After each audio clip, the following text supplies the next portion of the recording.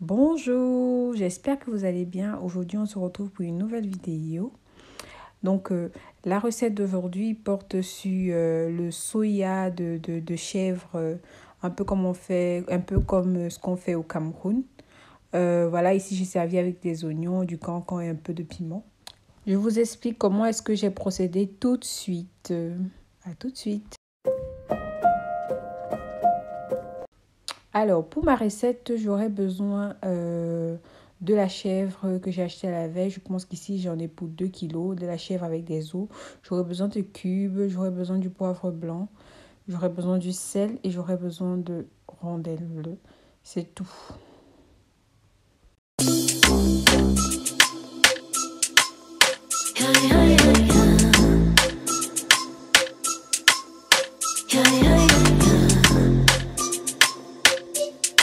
Une fois que tous mes épices se sont rajoutées, je vais me servir d'un gant pour bien macérer le tout, pour que le jus puisse bien pénétrer dans la viande.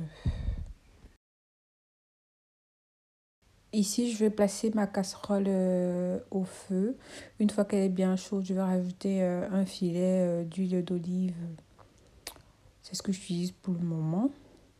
Je vais bien la remuer afin que ça épouse toutes les parois pour que ça passe sur toutes les parties de la poêle ou de la casserole.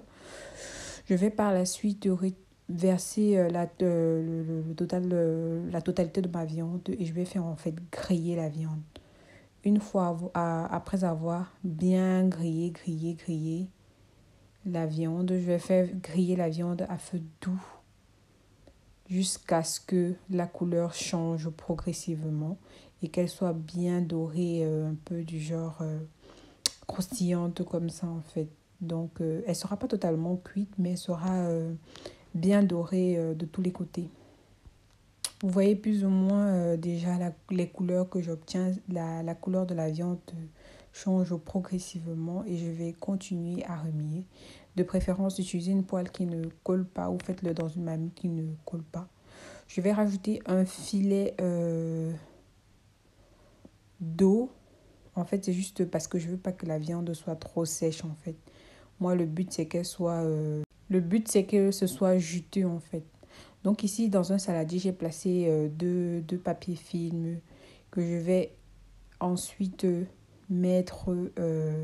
verser le total la totalité de mon contenu. Par en bas, je vais mettre du papier allure aussi. Et dans un saladier, je vais verser un peu d'eau sur le côté, exactement comme vous voyez dans la vidéo là, en fait. Pour que ça cuise doucement au four. Pour avoir un meilleur résultat en fait. Donc ici, je place mon saladier au four. Au milieu du four de préférence. Donc pas trop en haut, pas en bas. Pour que ça cuise encore, pour que la viande cuise. Parce que tout à l'heure, j'ai fait que griller, poêler la viande en fait. Donc c'est pas cuit. Là, je mets le four à 200.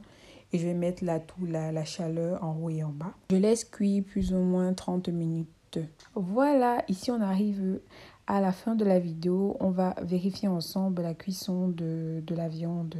Donc j'ai opté de mettre un peu d'eau histoire de donner un peu de jus à ma viande. Je ne voulais pas qu'elle soit trop sèche.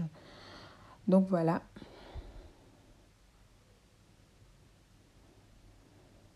Wow, vous voyez quel aspect ma viande est là. Elle est juste appétissante.